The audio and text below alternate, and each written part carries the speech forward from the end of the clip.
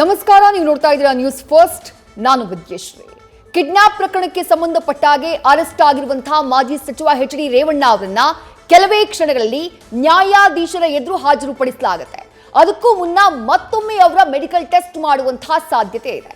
ಈ ವಿಚಾರಕ್ಕೆ ಸಂಬಂಧಪಟ್ಟ ಹಾಗೆ ಮತ್ತಷ್ಟು ಲೈವ್ ಅಪ್ಡೇಟ್ಸ್ ನಮ್ಮ ಮುಂದೆ ಇಡ್ತಾ ಹೋಗ್ತೀವಿ. ಅದಕ್ಕೂ ಮೊದಲು ಈ ಕ್ಷಣದ ಹೆಡ್ಲೈನ್ಸ್.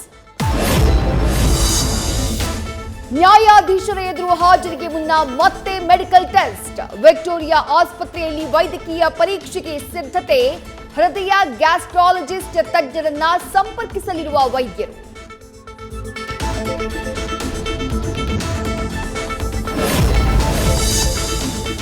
ಕೆಲವೇ ಹೊತ್ತಲ್ಲಿ ನ್ಯಾಯಾಧೀಶರ ಎದುರು ರೇವಣ್ಣ ಹಾಜರು. ಮಾಜಿ ಸಚಿವರನ್ನ ಹಾಜರುಪಡಿಸಲಿರುವ ಅಧಿಕಾರಿಗಳು.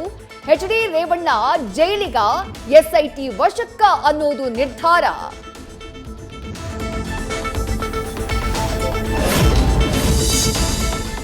ಸಂತ್ರಸ್ತೆಯರಿಗೆ ನ್ಯಾಯ ಒದಗಿಸುವ ಕೆಲಸ ಸರ್ಕಾರ ಮಾಡ್ತಾ ಇದೆ.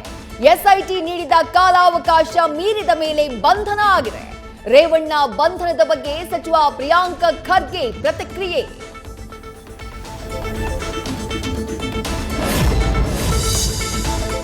ಪ್ರಜ್ವಲ್ ರೇವಣ್ಣ ಬಂಧಿಸಲು ಎಸ್ಐಟಿ ಹುಡುಕಾಟ. ವಿದೇಶದಿಂದ ವಾಪಸ್ ಮರಳೋದು ಯಾವಾಗ ಅನ್ನೋದು ಇನ್ನೂ ಸಸ್ಪೆನ್ಸ್.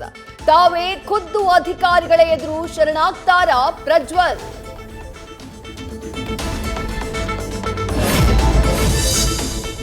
ಪ್ರಜ್ವಲ್ ಪಾತಾಳದಲ್ಲಿದ್ರು ಕರ್ಕೊಂಡು ಬರ್ತೀವಿ. ಕಾಂಗ್ರೆಸ್ನವರು ಇಂಥ ಕೆಲಸ ಮಾಡೋಕ್ ಹೇಳಿದ್ರ? ಇದು ಅತಿರೇಕ ಆಯ್ತು. ಸಚಿವ ಎಂ.ಬಿ. ಪಾಟೀಲ್ ಆಕ್ರೋಶ.